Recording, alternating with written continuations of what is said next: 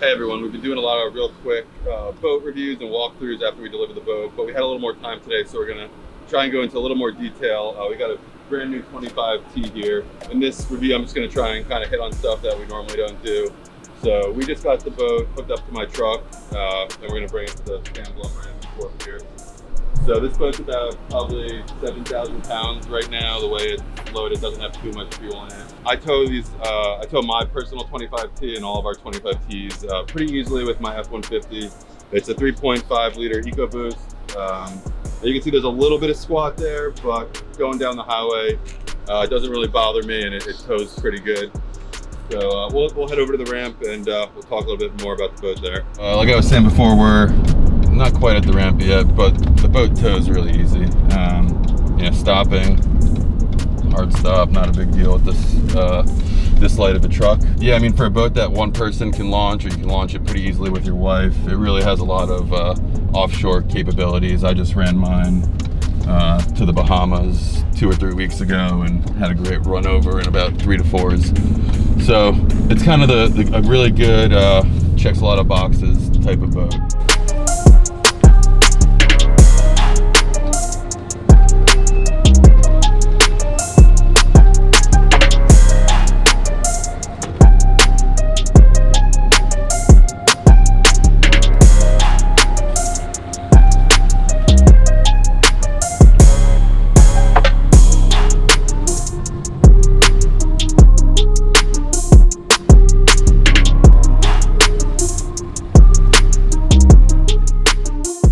So this boat's equipped with a windlass. So we have a control here at the helm, and then we also have controls at the bow of the boat. So basically what you have a safety chain here, and you have a cleat here to tie up when you get the windlass out, and then I've got a remote. So right now it should be good.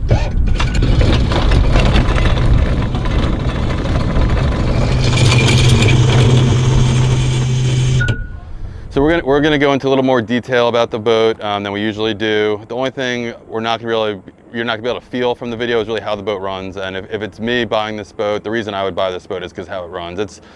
It's probably without a doubt the best 25-foot running boat on the water. And I'm not really exaggerating that. Anyone who's ran this boat or who's been on it, that's the first thing they say is they can't believe how good this boat runs for a 25-foot boat. And some have compared it to their 28, 30, 32-foot boats on how it runs, especially in tough and challenging conditions. So if you like the layout and everything we talk about today, we probably really got to get on the boat, especially on a rough day, and really see how it does. So just to get into a little more detail, starting at the front of the boat, we tried to keep everything on the deck flush. So all the hatches and all the cleats are flush. They all pop up. Bow light pops up, just to keep your fishing lines out of it. When we do trolling motors, lately we'll basically set the boat up however you want, but lately our preference and what we think is really the best setup right now is to go with a sea swivel.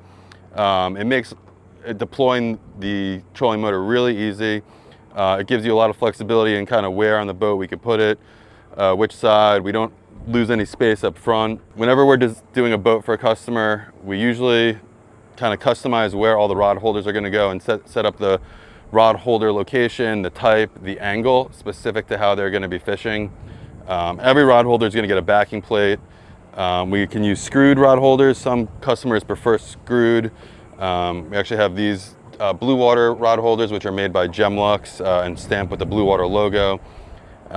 We can use custom rod holders, screwless, but everything always gets a backing plate. We've got a cord ring on the boat where they're installed on the Gunnel, so it's about that thick. So you don't have to worry about, getting a giant bluefin tuna and having your rod holder rip out. Everything on here is going to be really secure. So right now this boat is set up for kind of a day out on the sandbar.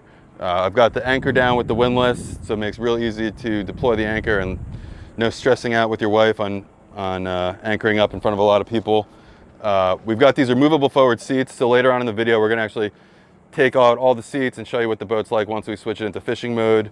But when you're sitting on these, it's like a perfect ergonomic feel. You've got the backrest so you can kick your feet up. You could probably fit 3 people on it when you're fitting sideways.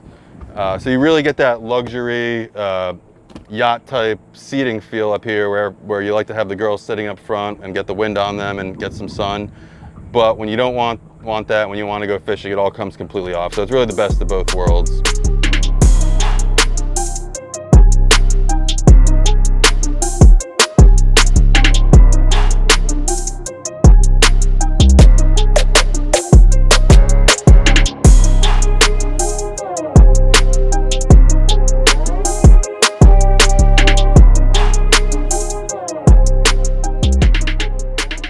Now we're back on the boat, we're in fishing mode, we got all the seats off, and now we got the whole front of the boat, the whole bow area open for fishing.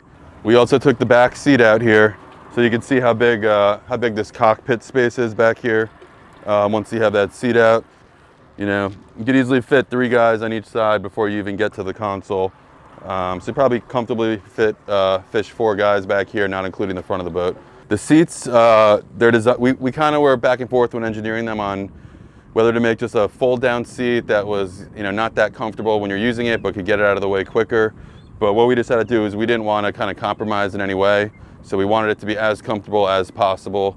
So almost like a built-in seat that you can't take out when it's on. And then when you're not using it or you're going on a fishing trip, you take it off the boat completely. And when you take it off completely, there's just these 2 pins here that screw in and hold it in addition to the legs. So it almost looks like you never had seats here before when you're not using them.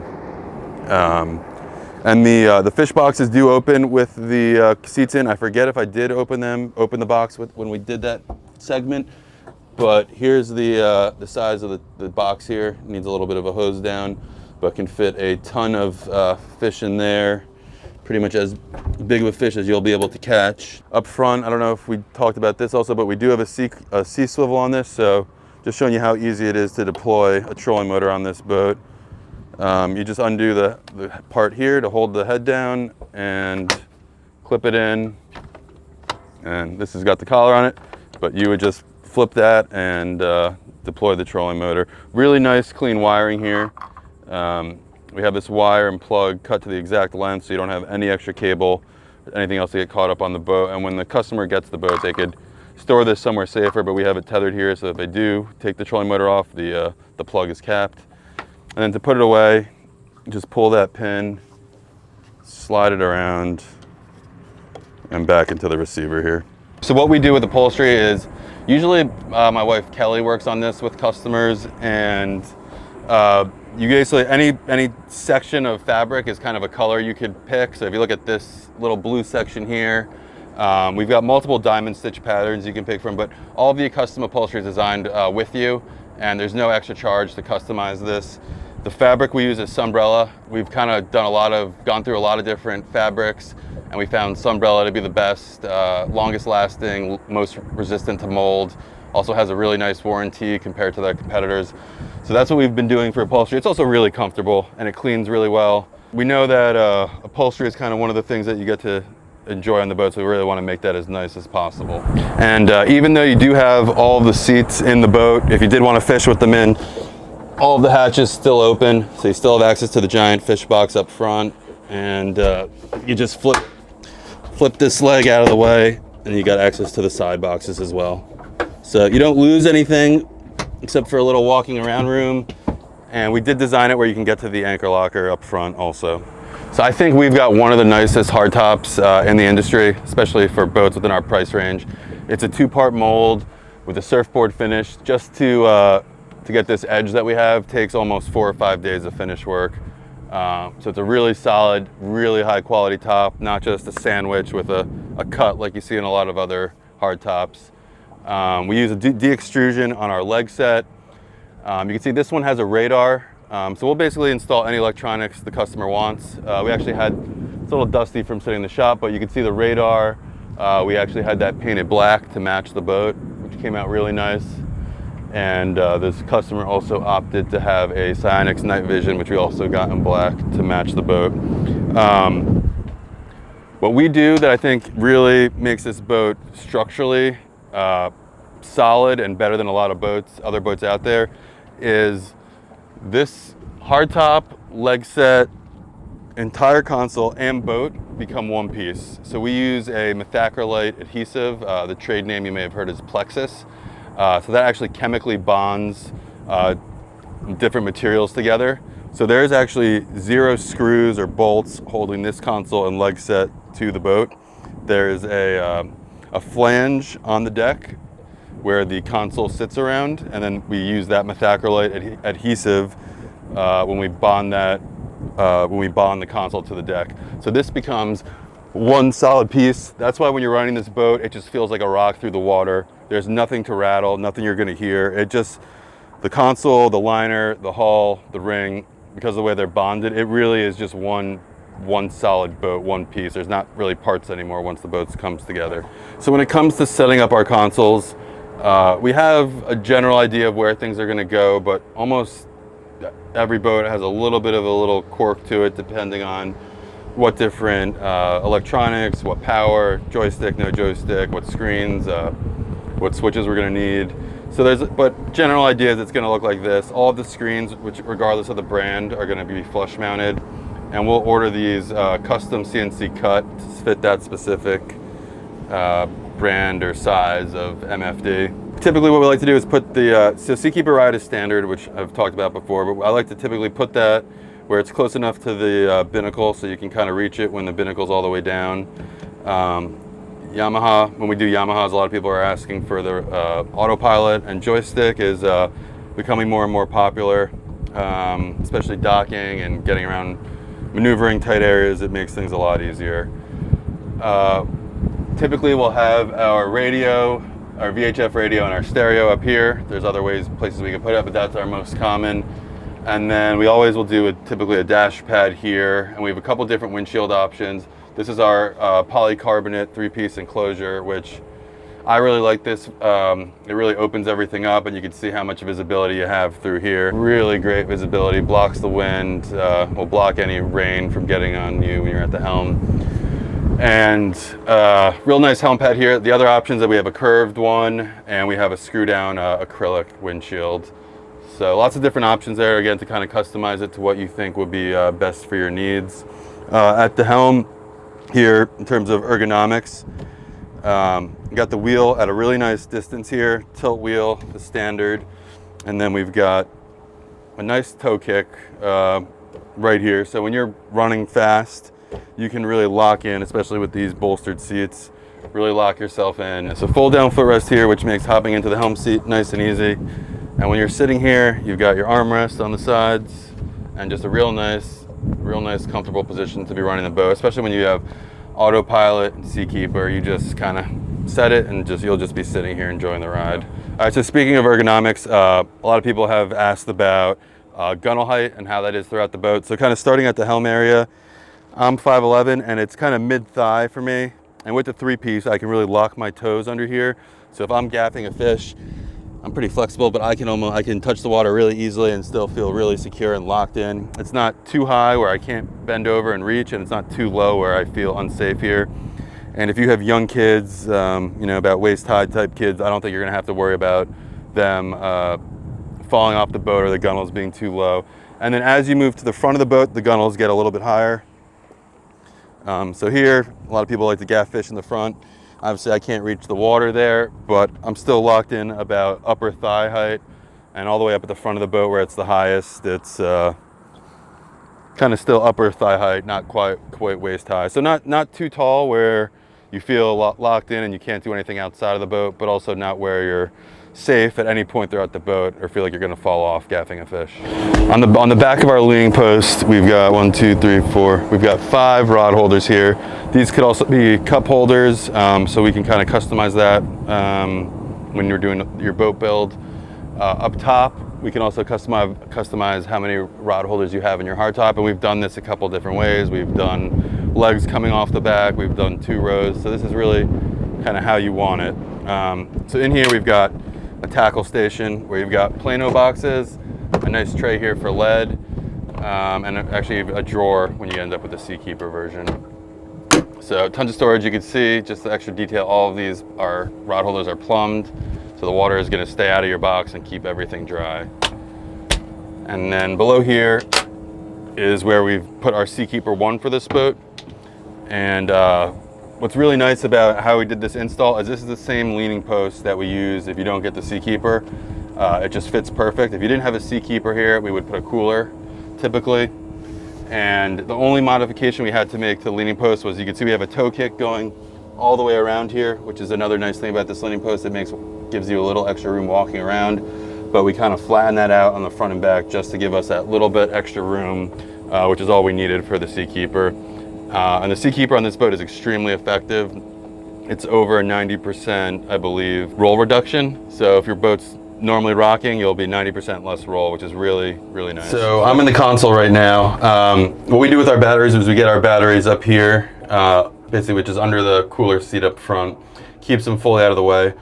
This boat's actually going to be getting a lithium 36 volt trolling motor battery that the customer had already purchased, so we're going to be installing that, so we have some extra wires there for that. Typically, we will have the battery charger, any amps or anything like that on this back wall over here. This boat has a head, so this is a full electric flush head with a holding tank.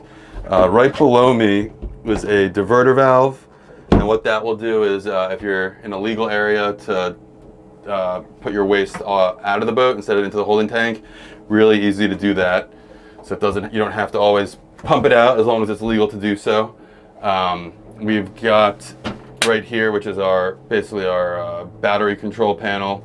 So here is all the electronics of the boat: starboard, port, and house battery systems, Seakeeper windlass power. You have your breakers for any other big high amp electronics, and then any fuses right here for the smaller electronics. Let me just show you other stuff we got in here. So any additional electronics that we put on the boat, we do a nice fuse block right here to allow us to kind of customize stuff, and that ties into here. And just notice all the wiring in here. I mean, we've got so much electronics on this boat, and it's still really nice and organized. So in terms of storage, we have more storage in the back. So these are the back two boxes. We've got these on either side. This is actually what I usually use when I'm out fishing on a normal trip. They'll hold tons of ice and tons of fish. Notice our hatches, they're two-sided, so you got to finish on both sides. They're not going to get moldy. You could just hose them off and wipe them down. We've got friction hinges on here, so there's no gas shocks that can rust and get serviced. Macerating these is optional. I'm 50-50 on it with building boats, if people get it or not, but everything can be macerated and pumped overboard. The other option would be to drain the boxes into the bilge and we could put a valve on it. Salt water right here and fresh water on the other side. In terms of some other comfort features, we have the back seat here with this removable backrest. So our normal saltwater location for the faucet is right here. We just had the customer request that we put a second saltwater faucet here, as well as a Bird's All hose holder. So we're able to kind of move things around a little bit and make the boat more comfortable and more custom to how you'd want it. The fresh water, we did the same thing for him up front. And then this is a somewhat of a standard option. Well, not standard, but not out of the ordinary. But we'll put a nice freshwater shower here. And onto the boat, you can rinse the sand off if you've been swimming. Just rinse your hands off when you're fishing. Just a nice little extra thing to have here. And then we've got a nice door here on the back, real solid. It's acrylic. It's got a magnet to hold it in place and a gasket at the bottom. So when you're backing down, it's going to prevent any water from coming in the boat. To get a little more technical while we're back here, I just wanted to kind of talk a little bit about boat building. And what you'll see here is this is the edge between the cap right here that we have, where the gunnel board, the gunnel cap, and the liner. So I just wanted to show off how these meet almost flush with just this small cock line. These two 20-foot long pieces of fiberglass have to fit together perfectly. A lot of other manufacturers will just have an overlap, and you won't and kind of try to cover it up and hide it. But we're able to get these two pieces to fit almost perfect. And it's just that little extra stuff that you might not notice when you're at a boat show, because you'll be distracted by all the seating and furniture and gadgets. But the construction of the boat is something that you may not see, and it's something that I think is important when you're looking for a boat. All right, so you got real easy bilge access here, access to your bait well pumps, your bilge pumps, everything else related to the boat. We use Deutsch connectors, Deutsch plugs on everything in our bilge. So for instance, our bait well pumps are Rule 1100s cartridge pumps. So you can carry a spare, one of the red cartridges on your boat with a Deutsch plug on it. If your bait pump were to die when you're out fishing a tournament or had a ton of bait that you didn't want to lose, you could probably in 10 seconds swap out that bait pump cartridge and be up and running again. So just a lot of kind of little things that we think about that we try to make the boat easy to use and convenient when you're out there on the water. All right, so we've got two Livewell options, a 52-gallon giant Livewell, which you see right here. So this one has this removable center divider. You still have the two overflows and the two fills with the two 1,100-gallon-hour pumps. So you have 52-gallon Livewell here that's going to be filled at 2,200 gallons per hour. So you're going to get a ton of flow in here. We've got lights in here to keep the baits lively. And we have adjustable drains and adjustable overflows, so you can really get these pressurized. The lids are all gasketed, so what you can do is kind of drill down, dial in the speed of the fill, and dial out the drains and overflows. So you really get that perfect flow that's not going to overpower the lid or the drain, but still keep as much flow going as you can without spilling out of the bait well. So really nice bait system on here. If you didn't want the 52-gallon, we have about a 22-gallon Livewell with two of them that a little bit smaller, but keep the bait separate. If you do a lot of small trips, that's usually what I recommend, because if you're doing a small trip, you're carrying around 52 gallons of weight and water in the back. Just to keep a couple baits alive is probably not worth it. So that's the other option. So something you could think about when you're deciding what bait well to go on. And then here on the Armstrong bracket, we've been with Armstrong for a long time. It's really nice, a lot of debate on bracketed boats, but the big advantage is kind of what you get for the performance. So you're putting the engines about 3.5 foot farther back than you would on a normal 25-foot boat. So think of it kind of like a lever. The further the power is from the fulcrum point, the better performance you're going to get. When the propeller is catching water, the further away you are from the transom, the cleaner the water is going to be. So the water is going to run under your transom and get a little choppy and air in it. So the further you can get those props away, the better grip they're going to have, the less cavitation, the cleaner the water is going to be. So that's why we get a lot better performance with our boats with this bracket than if you didn't have a bracket and you had the boats closer to the transom. It's also a little bit quieter, and look at how much room I have here to stand back here, especially getting on and off the boat, walking across the boat at the dock. There's a ton of room back here, and we've got our boarding ladder underneath.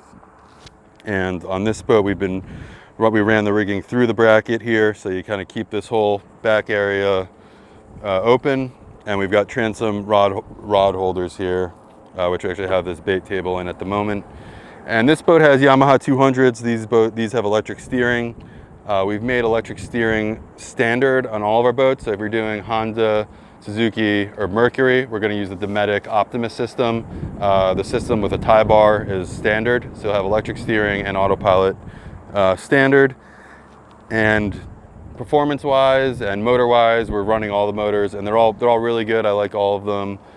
Yamaha, Mercury, Suzuki, and now Honda. Can't really go wrong with any of them, but again, personal preference. We'll work with you and discuss it in detail and kind of find the right motor and power package for you. Yeah, so this boat is equipped with the Seakeeper 1, so just real quick what that looks like on the boat. From your Garmin, you hit vessel, then you have a Seakeeper screen here. And it does take a little bit of time to spool up when you're first using it, about 15 to 20 minutes or so for the Seakeeper 1, and then once it's spooled up, you'll have this blue line down here, and once it gets to the full amount that it needs to spool up, you'll be able to hit this, and then that'll engage the Seakeeper.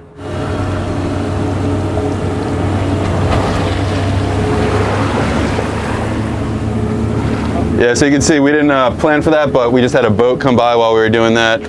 Waked about 2 minutes, 2 feet from us, and you could see the boat just kind of went over the waves. There was no roll at all, so you can see, quick example in the river how effective the Seakeeper 1 is with the boat. Thanks everyone for watching. I hope you could tell how passionate we are about this boat. I truly believe it's the best running 25-foot boat on the market, and really what I want to do with this video was kind of show off how versatile it could be and how it could be really great for fishing and running offshore, but also versatile enough to bring your family on for a nice sandbar day.